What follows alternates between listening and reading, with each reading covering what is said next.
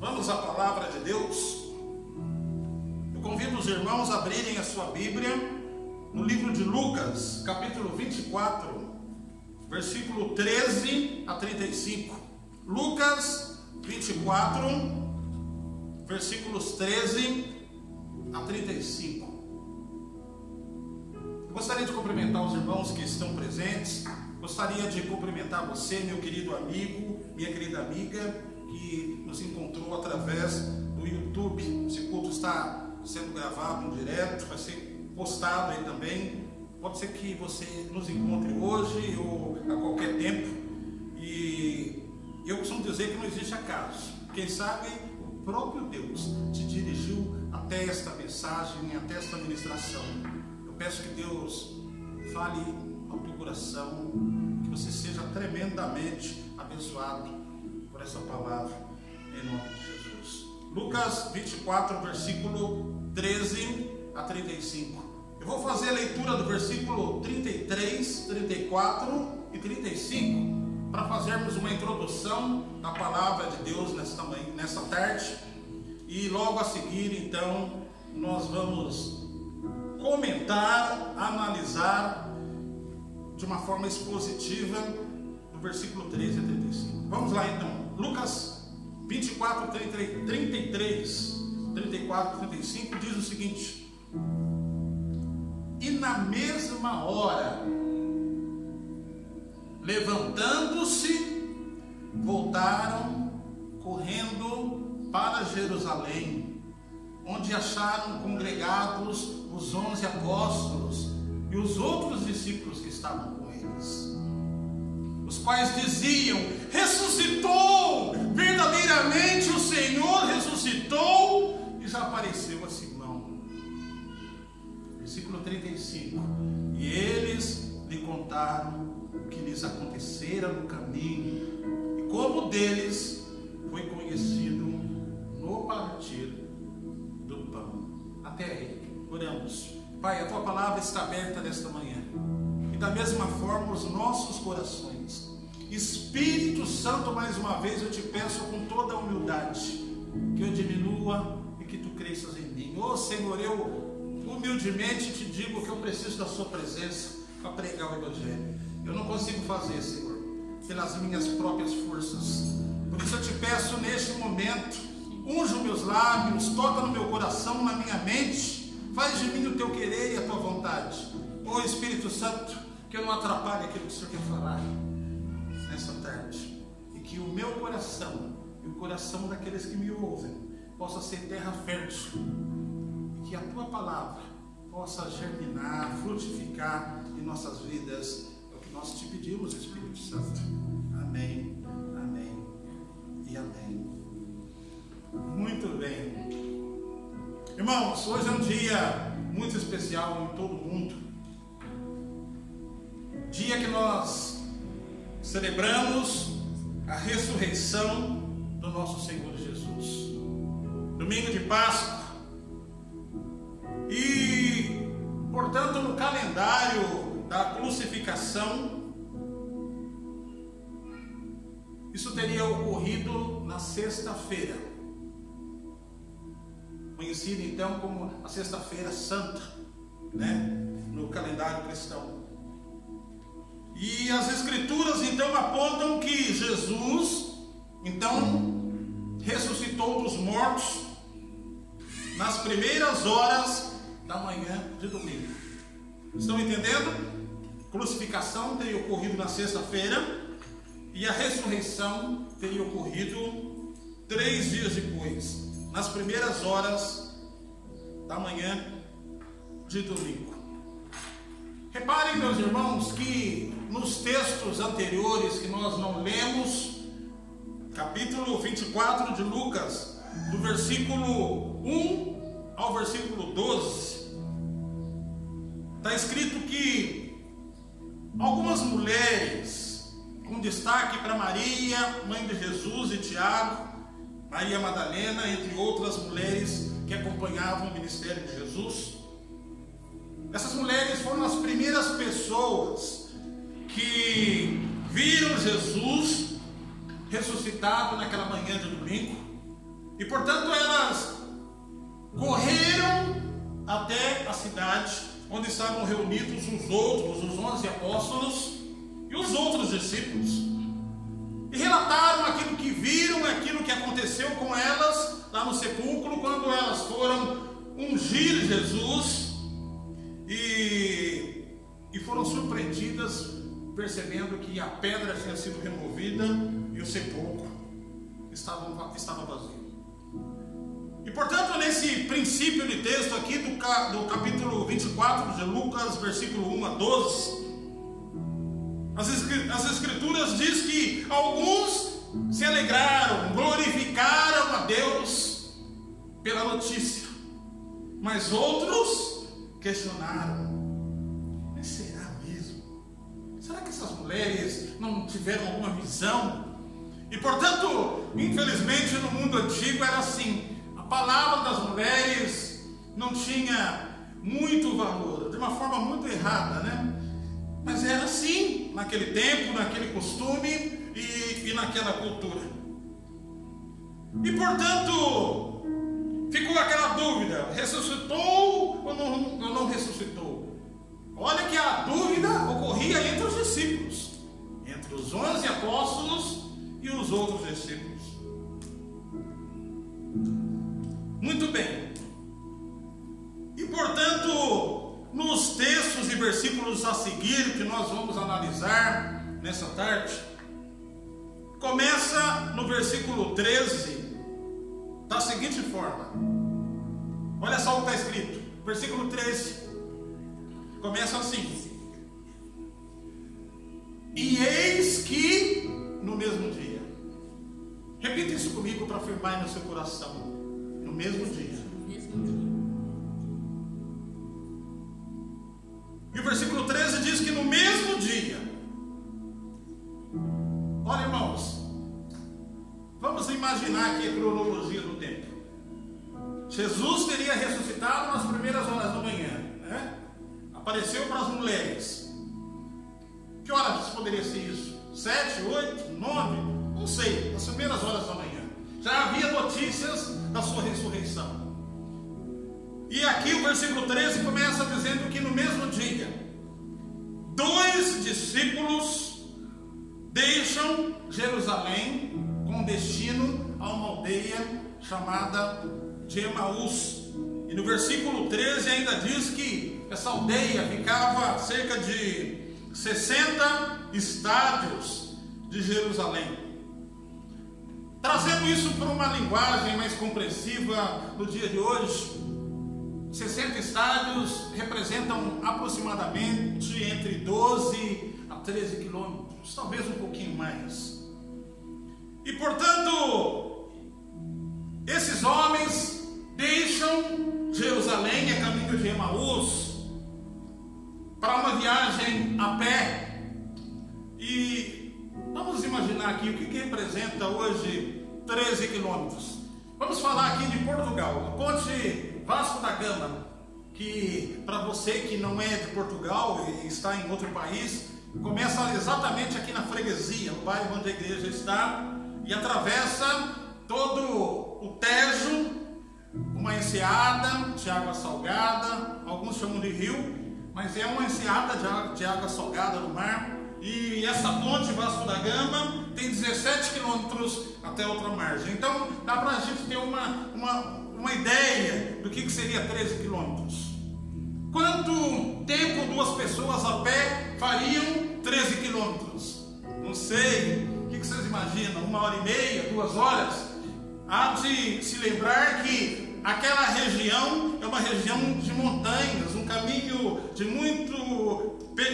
muitas pedras, de aclive, declive, e portanto uma viagem de 2 pessoas a pé a 13 quilômetros a caminho de Emaús pode ser um bocado demorado.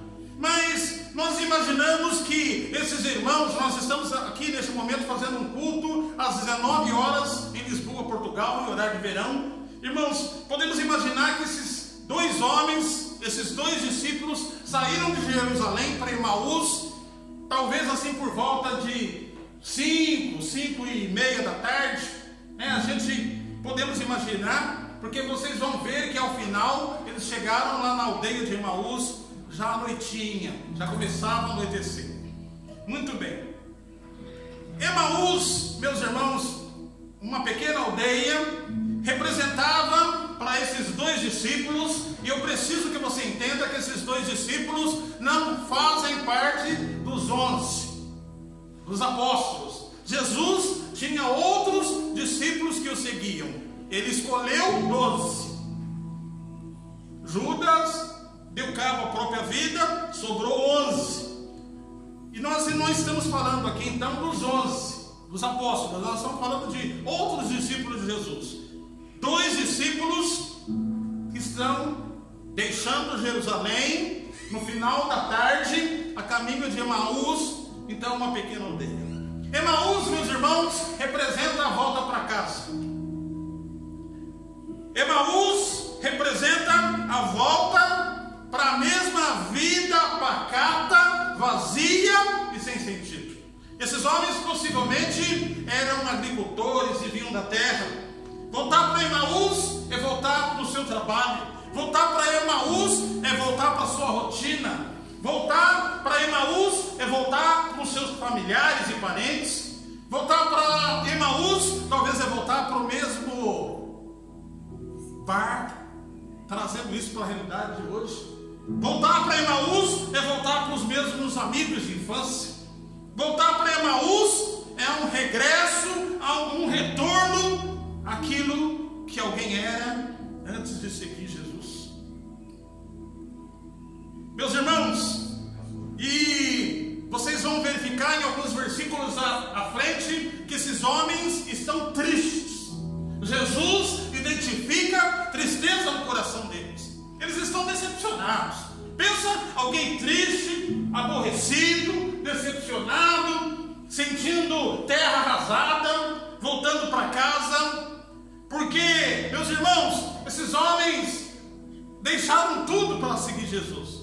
Deixaram o seu emprego, deixaram o seu trabalho, deixaram os seus parentes, deixaram os seus amigos, deixaram a sua aldeia, deixaram Emaús. E eles acompanham Jesus durante 3 anos e meio do seu ministério e só veem milagre e bênção. Eles viram Jesus expulsar os demônios, eles viram Jesus libertar os cegos, os cativos, viu Jesus ensinar, viu Jesus ressuscitar pessoas, e agora eles estão decepcionados. Estão voltando para casa tristes e abatidos.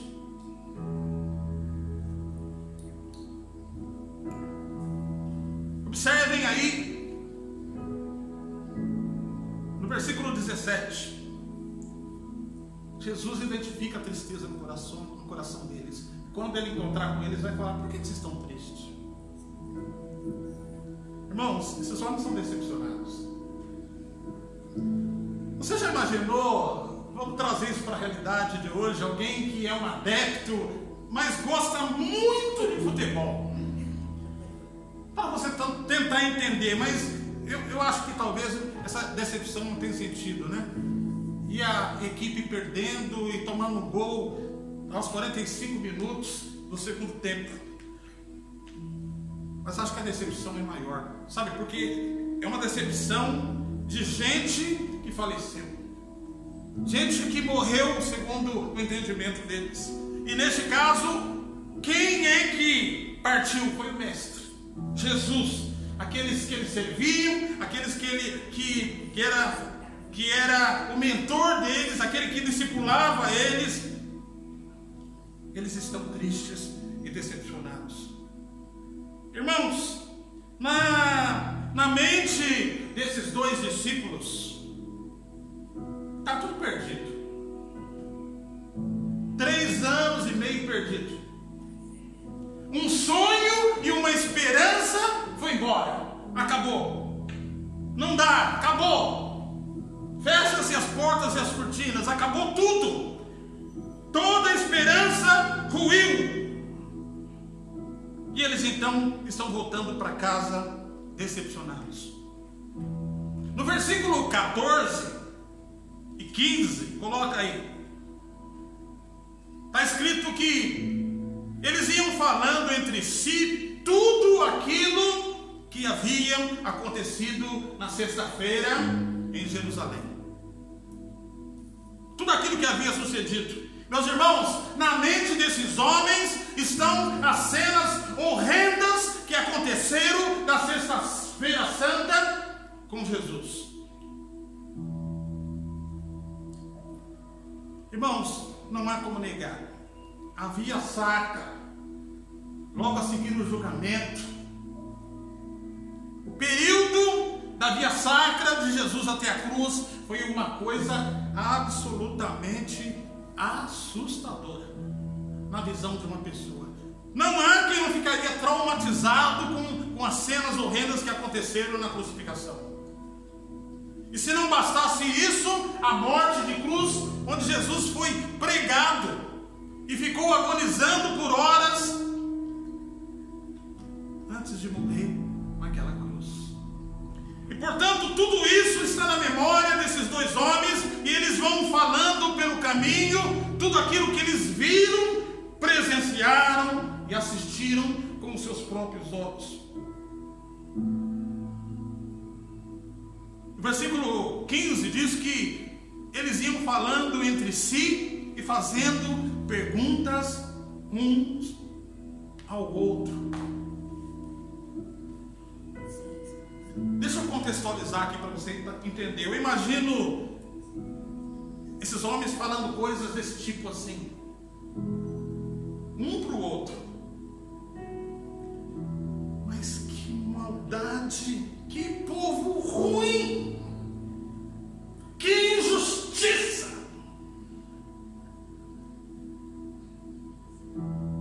Como puderam fazer isso com Jesus? Um falando para o outro. Onde já se viu mandar crucificar o nosso Senhor e libertar Barrabás? Um falava para o outro, e o outro fazia pergunta para o outro, dizendo coisas assim mais ou menos. Mas ele que fazia tantos milagres, curas e maravilhas, que ressuscitava os mortos, eu tinha uma expectativa. Um deles talvez dizia que em qualquer momento, para mim, ele só estava fazendo uma encenação, e em qualquer momento ele mandaria fogo do céu sobre os seus algozes. E o outro perguntava para o outro: mas se ele podia fazer, por que ele não fez?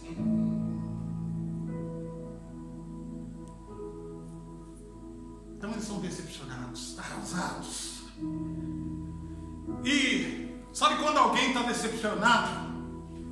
Por mais que tenta mudar o assunto, fica em silêncio e de repente está falando a mesma coisa. Ah, mas acontece uma coisa interessante no versículo 17, versículo 15 ainda.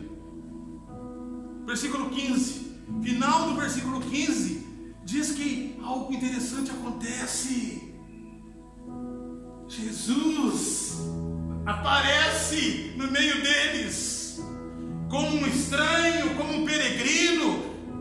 Como havia Páscoa em Jerusalém, muitos peregrinos iam para Jerusalém por causa da Páscoa. Jesus entra no meio deles. Meus irmãos, eu não sei se Jesus veio por trás e os alcançou. Eu não sei se Jesus estava andando na frente deles e diminuiu os passos para que eles o alcançassem. Não sei se havia algum outro caminho lateral, pela direita ou esquerda, e Jesus cruzou com eles. Mas de repente aparece uma terceira pessoa junto com eles, e era Jesus.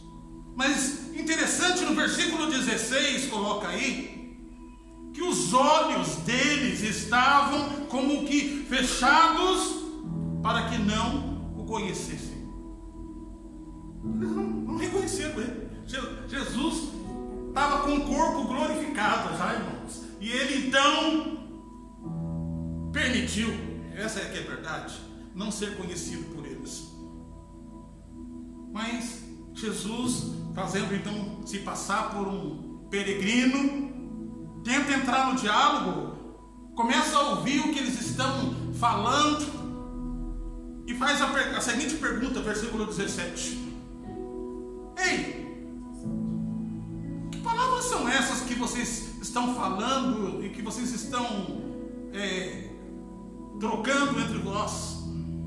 Porque eu percebo que vocês estão tristes. Parece que vocês estão decepcionados com alguma coisa, né? Versículo 17. E no versículo 18, um deles, respondendo, cujo nome era Cleopas, disse-lhe: escuta aqui, olha, você está dizendo que é peregrino, que você desceu em Jerusalém para a Páscoa, esteve lá na cidade e não sabes as coisas que lá têm acontecido nesses dias? Jesus então pergunta para eles: mas do que é que vocês estão falando, hein? O que é que aconteceu lá em Jerusalém na sexta-feira? E aí um deles responde: mas não pode, como que pode? Você é peregrino, foi em Jerusalém na Páscoa, cultuar a Páscoa e não sabe? És peregrino em Jerusalém e não sabe as coisas que têm acontecido lá?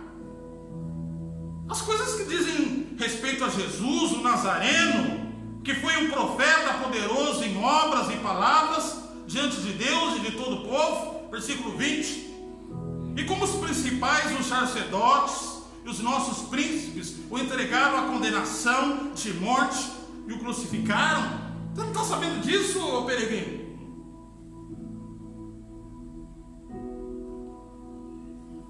E no versículo 21 eles dizem o seguinte: e nós que esperávamos, que tínhamos uma esperança que ele fosse aquele que seria o remidor de Israel, mas agora, infelizmente, está tudo perdido, tudo isso já se foi. Já é o terceiro dia que essas coisas aconteceram.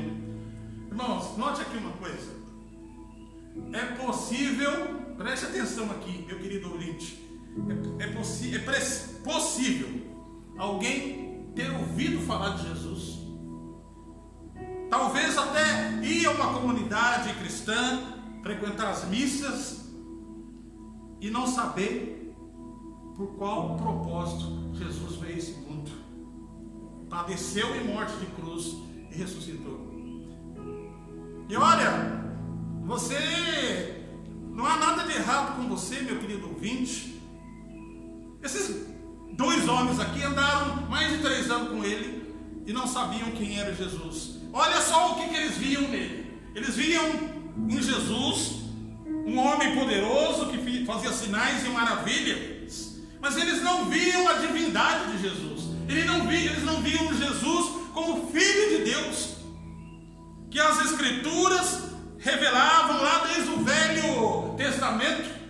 No entendimento desses homens, Jesus fazia sinais, fazia prodígios, curava pessoas, mas eles imaginavam que Jesus seria apenas mais um profeta, e que em algum momento esse profeta se levantaria, assumiria o trono de Israel e talvez lançaria a mão de uma revolução e expulsaria os invasores romanos.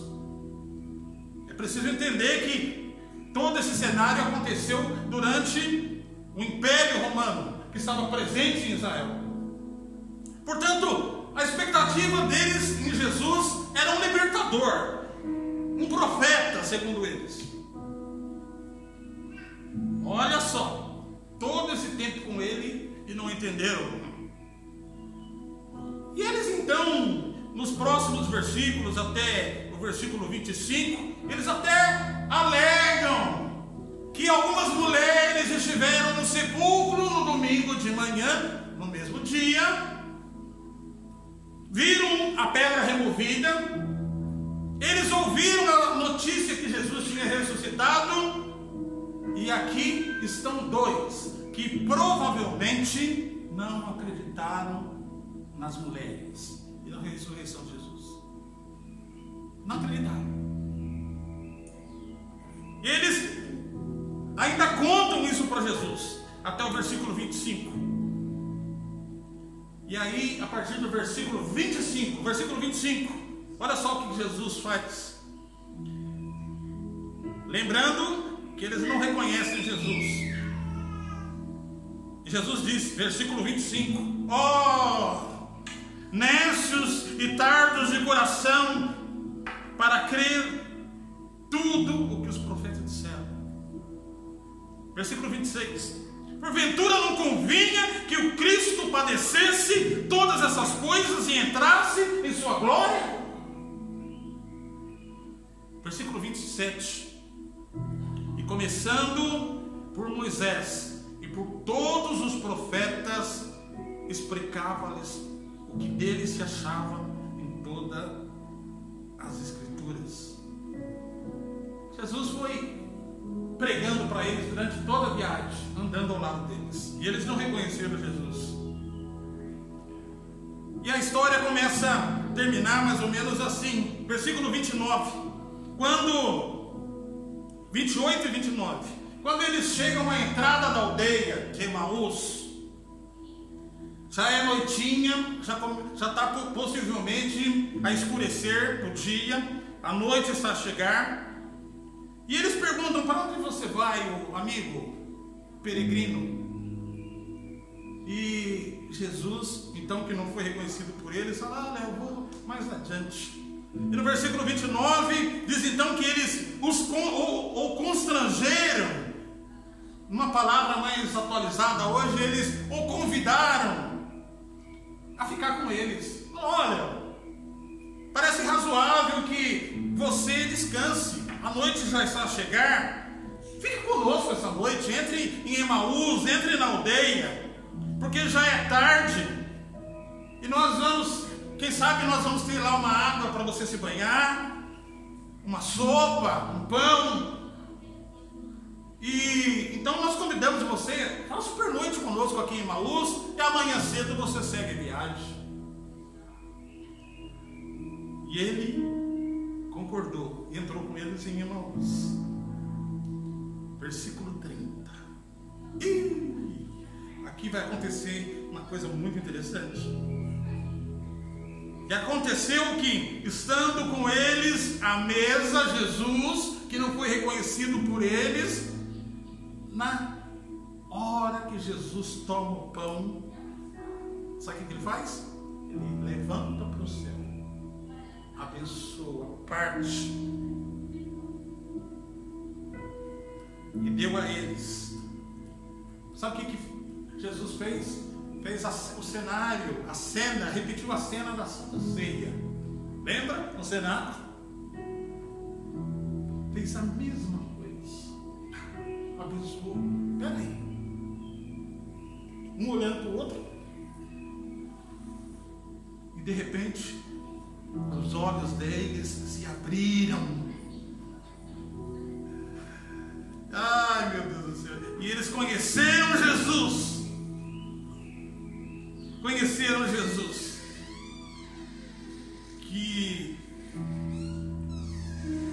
Mas Jesus gostava de testar, né, o coração deles. Jesus desapareceu.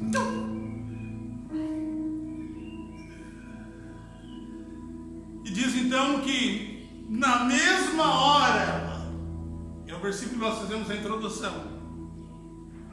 Irmãos, não deu nem tempo de cumprimentar a mãe, o pai, os primos, os parentes. Não deu nem para ver toda a gente da cidade, porque provavelmente já era noitinha.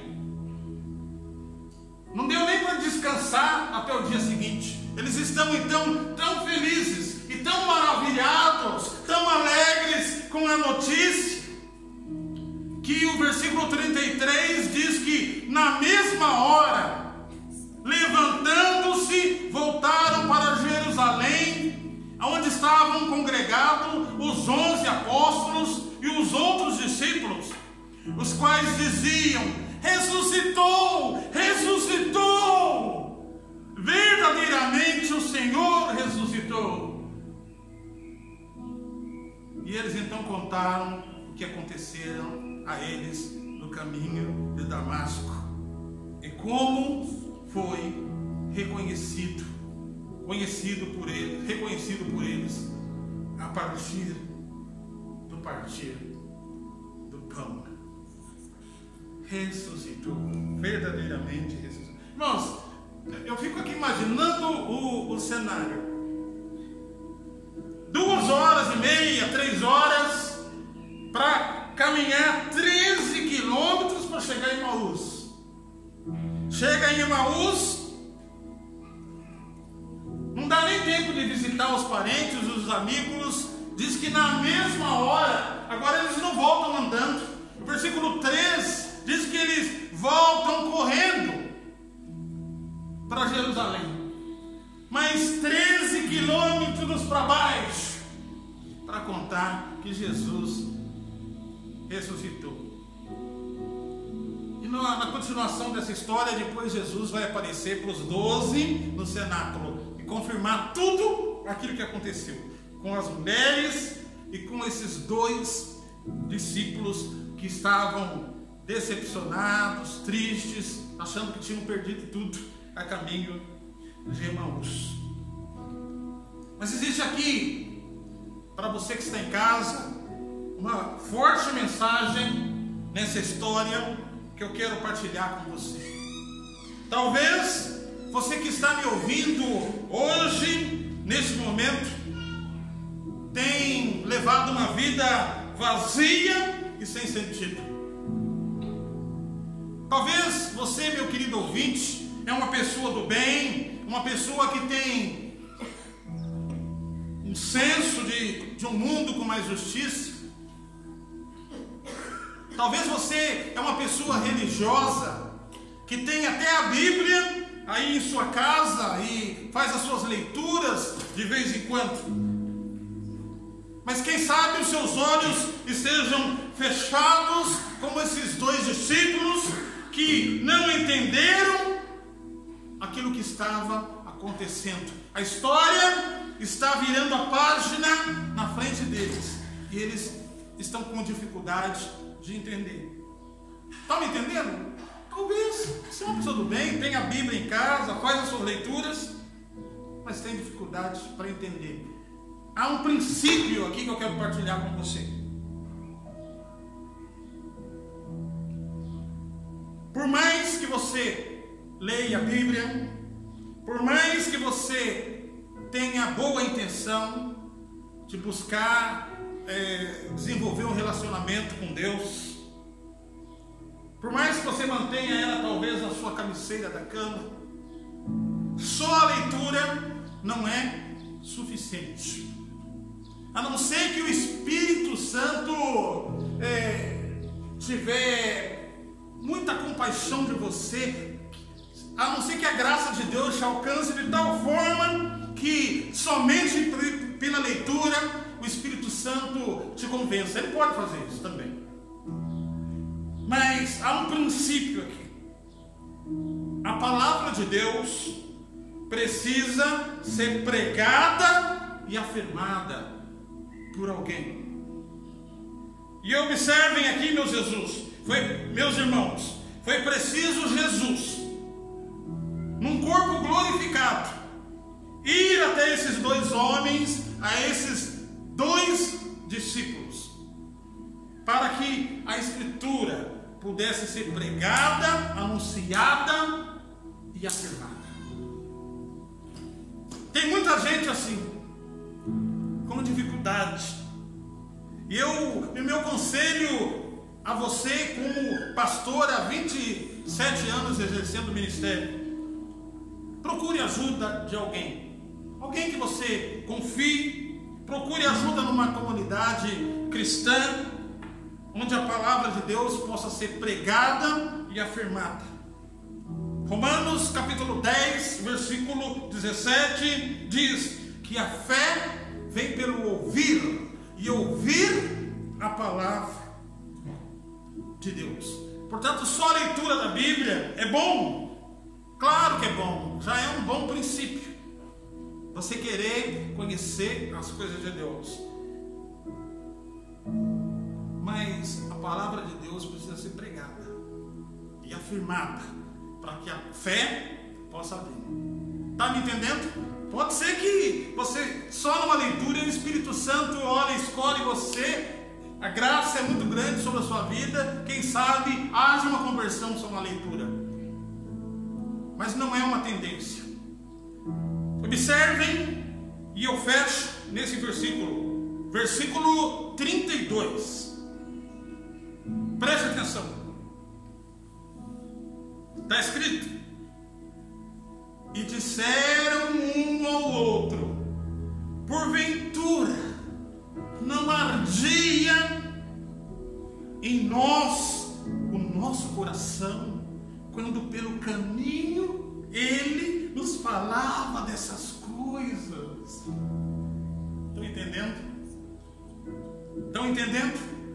A palavra de Deus precisa ser pregada e afirmada. Foi o que Jesus fez, indo ao encontro deles. Quando a palavra de Deus é pregada e afirmada, a fé vem. Por isso eu faço um desafio a você que está decepcionado com alguma coisa, mas que é uma pessoa do bem, que tem o desejo de buscar as coisas de Deus, mas está com dificuldade de entender. Procure vir aos cultos, seja aqui, seja numa comunidade que você se identifique. Às vezes existe comunidade mais pentecostais, existe às vezes comunidades mais tradicionais. Não importa, a palavra de Deus pode ser pregada em todas essas comunidades. Isso é apenas uma questão de estilo. Deus certamente vai encontrar, ou vai ajudar você a encontrar uma família da fé, um local, uma comunidade onde você possa se identificar. Nós vamos orar daqui a pouco. Basta você pedir que Jesus possa abrir a sua mente, seu entendimento, como desses dois homens. Faça a sua oração e com certeza Jesus vai te ouvir e vai abrir o seu coração para que você possa encontrar um propósito para a sua vida. Talvez você que está triste, decepcionado com esse mundo, com tanto lixo, com tanta sujeira, né? Jesus vai abrir os teus olhos, vai te esclarecer o caminho como abriu para esses dois homens, e vai te ajudar a viver os teus dias com mais amor e com a certeza de onde você veio e qual é o seu destino. Que Deus te abençoe, em nome de Jesus. Vamos ficar de pé, vamos orar. Eu quero orar junto com você e por você. Faça a sua oração aí na sua casa. Pai, muito obrigado pela sua santa e bendita palavra nessa tarde. Muito obrigado por mais um culto. Senhor, o ponto alto dessa mensagem é que esses dois discípulos estavam em dúvida.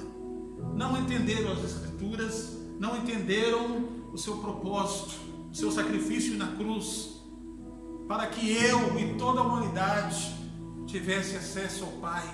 Senhor, através do seu sacrifício naquela cruz, a nossa aliança com Deus foi restaurada. E hoje nós somos gratos, porque sabemos que o Senhor não está morto, mas o Senhor está vivo, ressuscitou. Amém.